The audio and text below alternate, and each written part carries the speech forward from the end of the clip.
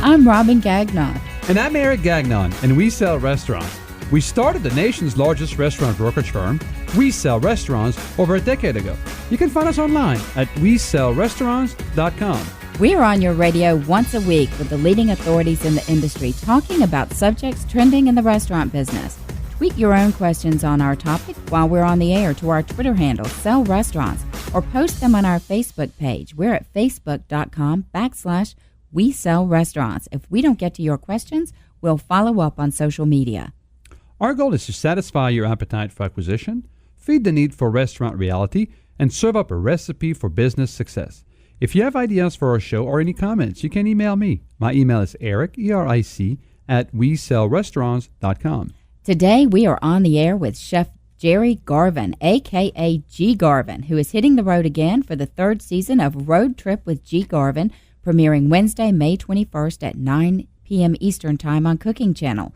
An acclaimed cookbook author and larger-than-life personality, G.Garvin takes viewers on a culinary expedition through 13 episodes. This isn't his first television gig either, as he is widely known for his television series Turn Up the Heat with G.Garvin, which ran for 7 seasons on TV1. The show's increasing popularity earned the talented artist a second series on the same network entitled G.Garvin The Road Tour, which premiered in 2007. G.Garvin has mastered offering a one-size-fits-all approach to cooking sophisticated and simple meals, proving that even the most basic cooking palette can create the most flavorful of dishes. He is a native of our very own Atlanta and began building his culinary repertoire during childhood. His first cookbook, Turn Up the Heat with G.Garvin, was an NAACP Image Award nominee. His down-to-earth approach to cooking and discovery of off-the-beaten-path foods has made him one of the most respected chefs on the culinary scene today. His claim to fame is showing everyday cooks how to keep it simple with a Southern twist. G.Garvin, Atlanta native and superstar in the culinary industry. Thank you so much for taking the time to talk with us today. Oh, wow. Superstar, huh? Superstar. Like Thank you. Hey, G, we've read so much about you in your early days in the industry, raised by a single mother. You gave up football practice to work at the Old Vinings Inn, the old stable in Atlanta, at the age of 14 to learn the trade. Tell us about your early days of your career, starting out as a teenager in this business. You know, honestly, man, it was back then a very good friend of mine's father owned a couple of restaurants, one of which were the Old Vinings Inn, another were this restaurant called Bernard's over on Collier Road. And whenever a dishwasher didn't show up, whenever a cook didn't show up, excuse me, his dad would call him, and he'd just get so annoyed. And I'd always go because I was like, you know, it's extra money. I can learn something, stay out of trouble. So, you know, that's kind of how I started in the restaurant business. And then, of course, working with my mom earlier than that was just to be in the kitchen, just to get out of the house. And then, you know, once I started working at the Ritz-Carlton, it just became a way of life. I realized that there was something special, and I actually really enjoyed it. So that's kind of how it started for me. That's great. And I want to ask you a little bit about how that experience, because you did give up things that other youth were experiencing. How did that shape you really to give back to youth today? Tell us a little bit about your efforts with your culinary boot camp and the One Bite at a Time Foundation. What's this all about? You know, growing up in Atlanta in the South, you know, there was activities such as sports, basketball, football, baseball, after-school programs, but I chose to work. And unfortunately, there are a lot of kids who couldn't afford all of the things that it took to play, you know, after-school sports, because back then you had to purchase everything.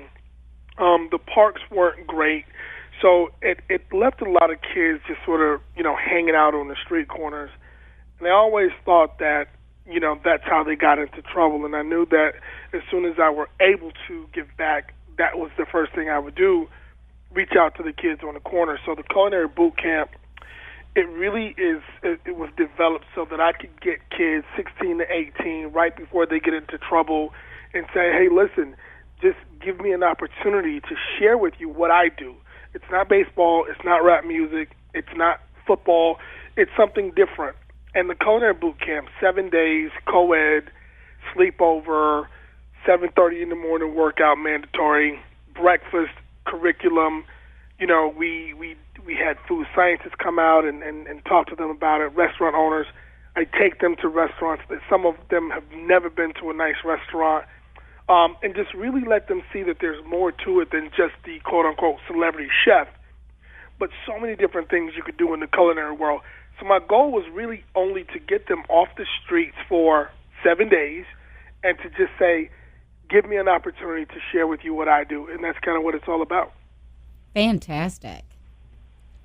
Hey, you went from the South to the West Coast in pursuit of a career that just kept building, but the flavors you embrace are still all about the South. Tell us why that appeals so much to a national audience these days.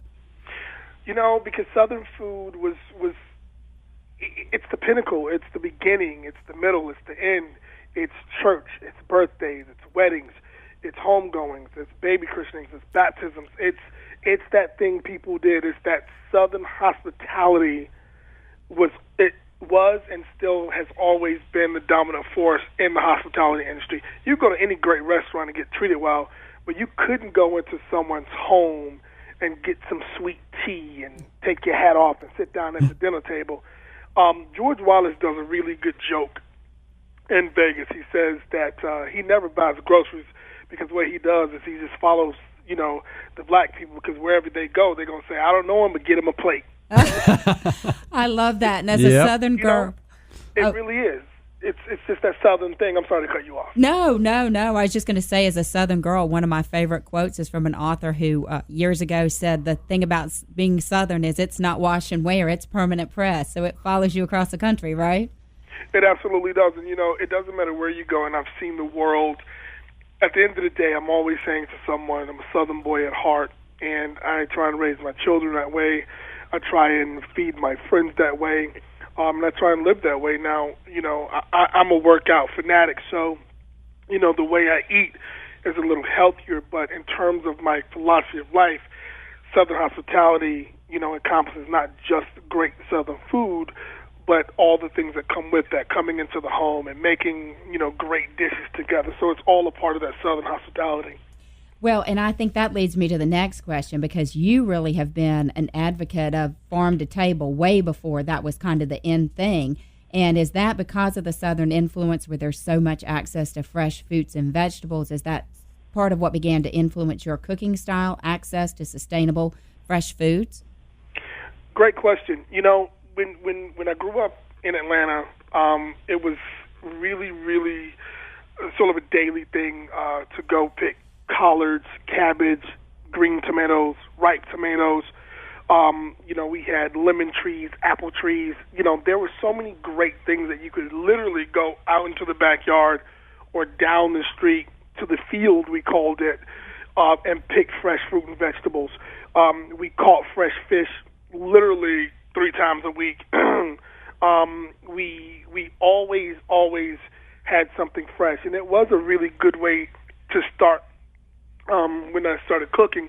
But then as I sort of grew into the world of the culinary, I realized that it's much easier, it's much better for you, and it's a great way of life if you can actually do it. So it was certainly a way that I started my career in farm to table, because it's really all I knew. And now I appreciate that it's sort of come full circle and everyone else has sort of adopted that approach. We think they followed you. Oh, thank you. G, I want to go a little personal on you. I want to know a little bit about your own personal kitchen at home. Last year at the National Restaurant Association show, Kat Cora says, she's got 5 things in her refrigerator that are always there. So I want to ask you the same thing. What are the 5 things that no one should be without to make a great meal in their refrigerator that you have in your home? Or pantry. Okay, I'll give you one hint. She said one thing for her was fresh garlic. Well, that's a mandatory. I actually, for me, let me just say for me, fresh garlic, shallots, and I will let those live as one. Garlic and shallots. I don't use a lot of onion, but garlic and shallot for sure. A very good oil, not just an extra virgin olive oil, because that's not something you cook with, but a really good oil. I absolutely have to have fresh rosemary. I just love the herb. I just love the freshness. I love what it does. I always flour, because I'm always making some type of a ravioli or some type of a pasta, something. Quinoa for me. We always keep, because there's so much we can do with it. fresh seafood. I'm a seafood fanatic, so if it's tuna or salmon, but there's always fresh seafood in my house. I mean, I can do a tartare, a carpaccio, a stuffed ravioli with the homemade pasta. I'm getting hungry. Yeah, kosher salt for me. Basics, kosher salt is very important for me. I don't use a lot of the chemical salt, only kosher or sea salt for me. That sounds great. Hey, let's change gears a little bit because there are 13 shows coming up this season on your Cooking Channel show, On the Road with G.Garvin. Give us a little hint. Where are we going this season? Does something stand out? What was your favorite road trip? Well, it's actually Road Trip with G.Garvin. Oh, I'm sorry. That's okay. But you're funny. The one mistake that everyone makes, it's on the road. So I love the consistency. I love the consistency, but it's actually Road Trip. Some of my favorite, I got to tell you, it's so funny because this will probably get me in trouble. But I said to the producers, this season we raise the level of the bar to, really great places. I mean, I love the past 2 seasons, and we really had some great restaurants. But this time we went to some really great places: Chicago, Ann Arbor, New York City, Miami, Fort Lauderdale, Hawaii, just to name a few. And when I tell you Connecticut, when I tell you that we went to some really great places, and I don't mean great as in $1 million buildings. I mean great people, great stories, great dishes. It was just phenomenal. It's really, really good stuff. Well, let me ask you this. A lot of our listeners own restaurants, and they would love a visit from G.Garvin. They want to dance and cook and just have a great time on the show with you. How do you determine which restaurants to highlight on your show? You know what we do? The old school basics. We look for great places that have a great story. Let me tell you, my personal feeling is, if you know a school teacher who said, you know what, I love the kids and I love teaching, but I really want to cook, I want to open a sandwich shop, we want her. Okay. If you know of a guy who says, you know what, I'm putting every dime I have into my sandwich business, we want that guy. We want someone who has taken short ribs or oxtails and created some incredible dish with it. So it's just about the story. Anyone is possible. Any location, all they need to do is email us at the network or Chef Garvin, and we try and find them. We like them. So if people know places that should be on the show, we want to hear about it. Hey, G, you're a great chef, and correct me if I'm wrong. You're self-taught, aren't you, or did you have some kind of formal training? No, I did not go to culinary school, and it's funny because, I sort of have the Mark Wahlberg philosophy. He didn't finish school, but he did go back, and I was never able to go to culinary school. Now that I can afford it, I don't have the time, so I always wanted to go. I just didn't at the time. So the one thing I did, because I knew I couldn't afford culinary school, I always made sure that I worked with chef-driven restaurants. And that means I just wouldn't work somewhere to get a job. It had to be a chef-driven food philosophy so I could always learn something. So that's what I did. That is such an inspiration for young folks, though, who are listening, that they can follow their dream, and it isn't like they have to take this certain course or criteria to get down the road. Yeah. And I will say this, I'm a fan of education. If you can afford to go, it absolutely is. But don't let your financial status determine your dreams. Don't let them break your dreams. Don't let them stop your goals, because there are ways. It's all about the right people. Find the right person and say, hey, I want to learn, and commit to learning, and people will share. Here's the one thing I want to say real quick to that point. It is an absolute shame if guys like myself and the Bobby Flays and the Guy Fieri's and all of the great Rachel Rays, it doesn't matter how much money we make or how many TV shows we make. What's important is the intellectual properties. And if we don't share those with the guys who are coming behind us, we don't leave them a fair opportunity to really understand the culinary world. And that's what's important. Charity work is great, but teaching people the craft so that they can continue the legacy of food is what's important. And that's why it's important to me. Well, that's what makes your story amazing, and also what you've accomplished. I mean, you went from washing dishes and a teen to really high chef positions at the Ritz-Carlton, to open your own restaurant, to catering. You've done it all in such a short period of time. And how does this translate? Because a lot of time, a great chef doesn't translate into a great operator of a restaurant. So how did you adapt to all these positions to be successful at them? That's a great question, man. It really is walking the ladder really slowly. I always say this to culinary people. I have a restaurant now in the airport in Atlanta, and I say to the people that work there, walk slowly, listen loudly, because that's the best way. I worked every position proudly, whether it was a dishwasher, dessert cook, first cook, second cook. I really wanted to understand the business in a way that I knew would be important someday. And that's exactly what I did. I worked every position in the kitchen. Most of these shifts were worked for free. So I had my shift. For example, I worked at the Ritz-Carlton Palm Springs. My shift was 3 to midnight in the gourmet dining room. I worked at the Ritz-Carlton from 6 a.m. to 2 for free 5 days a week. Wow. Literally, whatever they wanted. Cleaning up, making pasta, running to get ice, whatever I could do to be in the kitchen is what I did. And I did it 5 days a week for almost 2 years for free. But what I got from that was I learned how to bake. I learned how to make pasta. I learned how to make soups and sauces because it was important to me. And as an operator, I can now deal with my pastry chef who might not show up or my salad guy who might not show up. I understand every position. Not that I'm great at every position, but I certainly understand every position, and I know how to make money. I know I'm a food cost and waste master because when you start with no budget, that's how you gain the knowledge. You use everything, so. That is music to my ear. Food costs, disciplined person. That's very hard to find as a restaurant worker. Trust me, people struggle with that one. And you have passion. I watch some of your shows, and you're passionate. And a lot of great chefs, have that passion, but they're not as larger than life or as powerful as you are. So, what advice would you have for someone like that to try to get that, to convey that to people in the restaurant, and people are trying to come to your restaurant when you don't have that large personality, but you're still a great chef? It's all about being natural, man. My grandmother said it best. She said, son, even though she's my grandmother, she always called me son. She said, the two easiest things in the world to do is one is always be honest because you don't have to remember the truth. It's always there. And number two, always be yourself because that's who you are. And you're right. When I do Road Trip, we got some phenomenal chefs who just aren't good for TV. Either they move too fast, or they move too slow, or they talk too much. So I embrace them.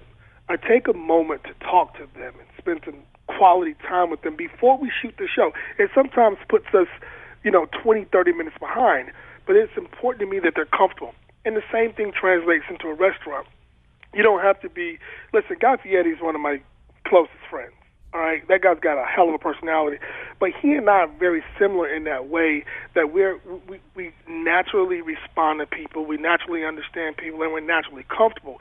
And not everyone can be that way. And so what you do is you just be yourself. If you're a quiet chef, let your food speak for you. And if you're not so outgoing, say hi to people and continue moving on, because any little thing you say to people is appreciated when they're in their place of business. Okay, I think I know the answer to this one because in reading up on you for today's interview, it seems as though family has always played a huge role in your life. But who would you say has been the biggest influence on your success in getting you to this point? I can tell you the earlier days of my career were certainly driven. My work ethic I get from my mother because she's a single parent of 4 girls and myself. And the way that woman worked was just, it's still unbelievable to me. And she didn't make a lot of money, but I certainly got my work ethic from her. And I think my discipline and passion and honesty is from my grandmother. And from that point, it's just impossible to say one person. There's so many great influencers, and so many people responsible. The chef that gave me the first job at the Ritz-Carlton, the general manager at the Ritz-Carlton Palm Springs, my attorney, my agents, my managers, they're all not just people around you to create an entourage, but they're all positive influencers because they're all successful. Magic Johnson, I've just done some business with him. That he's just such a positive influencer. He continues to push me. Everyone around me continues to push me to be a better person. And just another example, I just did, I think, 12 episodes of God's Grocery Games, and just watching his guy's work ethic, it inspired me. Watching how much he does and how involved he is in his shows. It's not just another guy that shows up to be a TV host, but it's people who absolutely care about the project. So I'm inspired by all of those things. Great inspiration. A lot of operators, owners is like, hey, I'm struggling, I'm burnout, just managing the front of the house, the back of the house, struggling to put one restaurant together. You are on the cooking channel. You're writing cookbooks. You're making appearances. You have charitable work that you're doing. You're doing all this stuff. How do you manage your time so well and still managing restaurants on top of that? Man, honestly, what I do is I start my morning with a smoothie, my vitamins. I assess my day the day before, and getting ready for today. I got an early night's sleep. I got a late workout in.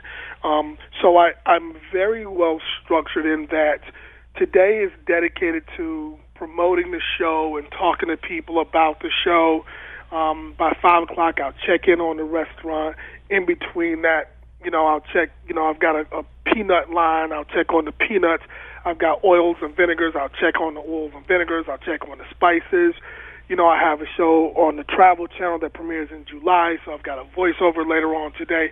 I take the 24 hours that I'm allowed, and I add 5 hours from somewhere else and just make it work. I that's what I'm thinking. I was like, there's not enough hours in the day for everything you just described. Remember, today's show is sponsored in part by Today's Restaurant, the food service industry newspaper, and one of our sponsors. Today's Restaurant's the trade newspaper for the industry in Georgia and Florida.